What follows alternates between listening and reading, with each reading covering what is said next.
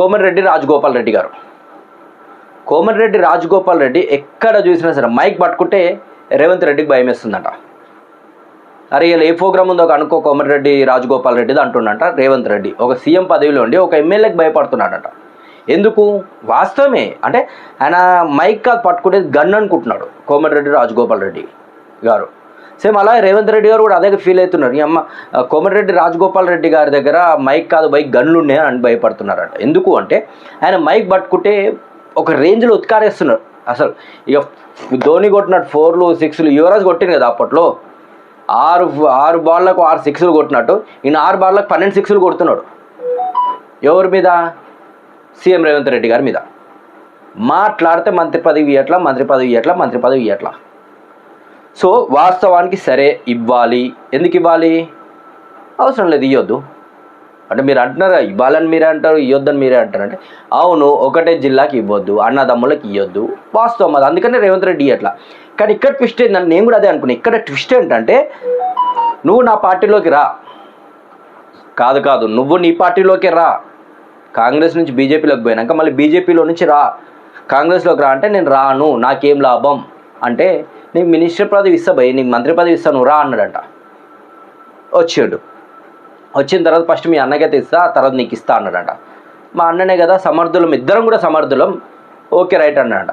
అన్న తర్వాత లేదు ఎంపీ ఎలక్షన్లు ఉన్నాయి, ఎంపీ ఎలక్షన్లు అయిపోయాక నువ్వు గెలిపి 100% నీకు ఇస్తా అన్నాడు, మంచి పోస్ట్ ఇస్తా అన్నాడట. సంతోషపడ్డాడు, కక్కుర్తి పడ్డాడు, ఏదో మాయమాటలు చెప్పినారు. ఎంపీగా గెలవడం జరిగింది అక్కడ చామల కిరణ్ కుమార్. గెలిచిన తర్వాత మళ్ళీ అడిగిందట. అడిగితే అట్లా కాదు, మీ జిల్లాలో 1-2 ఉంటే మళ్ళీ ఇబ్బంది అవుతుంది కదా, 2-3 ఉన్నాయి ఆల్రెడీ, మన ఉత్తమ్ కుమార్ గారు, మీ అన్న, నువ్వు, అది ఇది, మళ్ళీ అన్నదమ్ములు ఒక్కొక్కటే కుటుంబానికి ఎట్లా ఇవ్వాలి అన్నాడట. అంటే కోమటిరెడ్డి రాజగోపాల్ రెడ్డి ఇక ఫైర్ మామూలుగా గన్ను, అసలు మైక్ కాదు, బార్డర్లో ఉన్న వాళ్ళు గన్ను పట్టుకొని యుద్ధానికి సిద్ధమైతే ఎట్లా ఉంటుందో అట్లా మైక్ పట్టుకుంటే, మైక్ దొరికితే చాలు. ఈ విషయం నీకు తెలియదా, మేము అన్నదమ్ములమని? మాట ఇచ్చే ముందు తెలియదా, ప్రామిస్ ఇచ్చే ముందు తెలియదా? కొద్దిగా ఆలోచించాలి కదా అని రేవంత్ రెడ్డి గారిని అంటున్నారు. ఒకటే ఫ్యామిలీ వాళ్ళు, అవును ఇద్దరు సమర్థులం, ఇస్తే తప్పేంటి? 1 కాదు 2 కాదు, ఇస్తే తప్పేంటి మంత్రి పదవులు? సో అంటే ఓడ దాటదాకా ఓడమల్లమ్మ, ఓడ దాటిన తర్వాత బోడమల్లమ్మ అనేలాగుంది సీఎం రేవంత్ రెడ్డిని అన్నట్టు రేవంత్ రెడ్డిని అసలు ఉత్తికి ఆరేస్తున్నాడు. ఆ మధ్య ఇంకా మరీ దారుణం.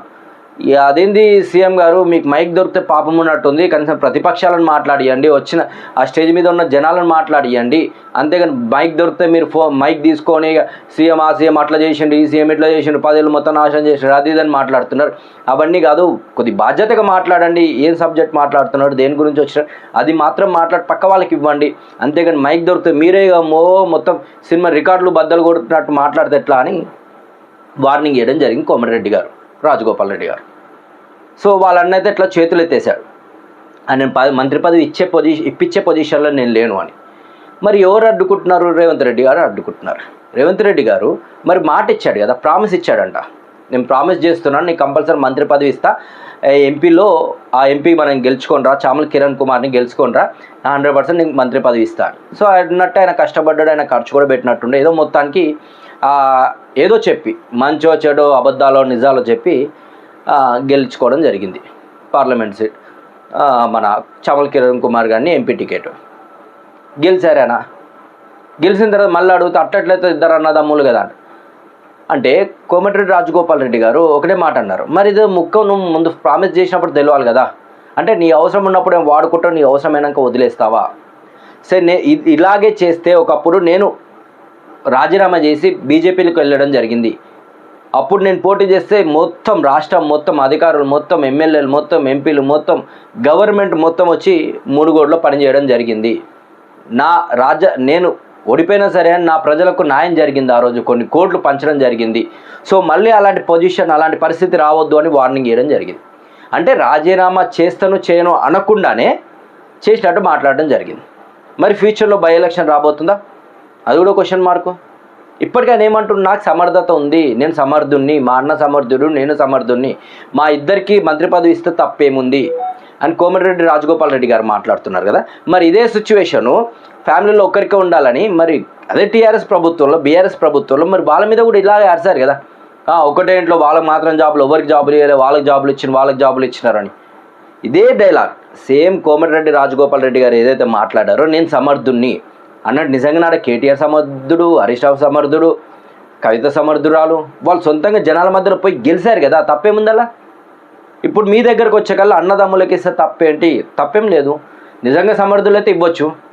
కానీ ఆడ విషయం ఏంటి, ఒకటే జిల్లాలో కోమటిరెడ్డి రాజగోపాల్ రెడ్డికి ఇస్తే ఒకటవుతుంది, తర్వాత కోమటిరెడ్డి వెంకటరెడ్డి గారికి ఒకటవుతుంది, ఉత్తమ్ కుమార్ రెడ్డి గారికి ఒకటవుతుంది.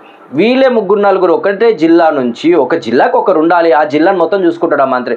అంతే ఒకటే జిల్లాలో 3-4కి మంత్రి పదవులు ఇస్తే మరి మిగతా జిల్లాల పరిస్థితి ఏంది?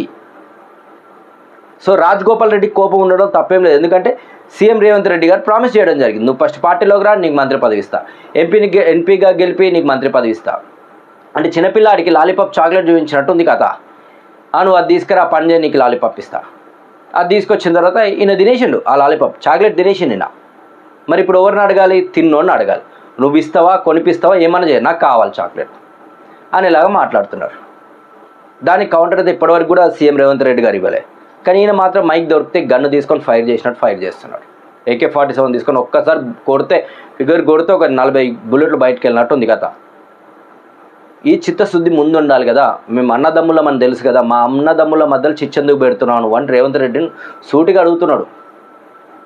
మరి లాస్ట్కి ఏమవుతుందా? హైకమాండ్ ఏం చేస్తుందా? ఇక్కడ లోకల్ కమాండ్ ఏం చేస్తుందా? అంటే నీ కాంగ్రెస్ అనేది ఒకటి కాదు కదా, సముద్రం అది. నువ్వు ఇక్కడ అనాలన్నా అక్కడ నుంచి పర్మిషన్ రావాలి, ఇక్కడ అంత తుమ్మాలన్నా అక్కడ నుంచే పర్మిషన్ రావాలి. ఇప్పటికే 50 సార్లు పోయినట్టు రేవంత్ రెడ్డి గారు. సో ఈ విషయం మీద మరి ఈయన పోయి కలుస్తాడా, ఆయన ఏమైనా రియాక్షన్ అక్కడ నుంచి ఏమైనా రియాక్షన్ ఉంటుందా, లేదంటే సేమ్ అన్నదమ్ముళ్ళు ఒకటి జిల్లాలో 4-3 కంటే కష్టమని అంటారా, ఏందనేది ముందు వెండితెర పైన చూద్దాం మొత్తానికి ఏం జరుగుతుందో. సో ఈ వీడియో కనుక మీకు నచ్చినట్టయితే తెలిసిందే కదా, సబ్స్క్రైబ్ నేను అడగను, షేర్ నేను అడగను, కామెంట్ మాత్రం అడుగుతాను. అంటే నేను చెప్పింది కరెక్టా కాదా అనేది కామెంట్ రూపంలో చెప్పండి, చాలా అంతే సంతోషం నాకు. మీరు షేర్ చేయండి, 10 మంది చెప్పండి, 100 మంది చెప్పండి, భారీ ఎత్తున వ్యూస్ తీసుకురండి అని నేను చెప్పాను. నేను ఖాళీగా ఉన్నా, టైం దొరుకుతుంది. ఇన్నేళ్ళు నేను మీడియాలో పనిచేస్తున్నా, ఎప్పుడో 2009 నుంచి. సో నేను చెప్తున్నాను, మీకు నచ్చితే లైక్ అని కూడా చెప్పాను, కామెంట్ అయితే చేయండి నచ్చితే. మరి నచ్చితే సబ్స్క్రైబ్ చేసుకోండి, మీ ఇష్టం. అది షేర్ కూడా నచ్చితే చేయండి, లేకుండా లేదు. కానీ నేను చెప్పే టాపిక్ బాగుంటే నాకు బాగున్నా లేకున్నా ఉందని చెప్పండి, లేకపోతే లేదని చెప్పండి. కామెంట్ అయితే చేయండి. Thank you.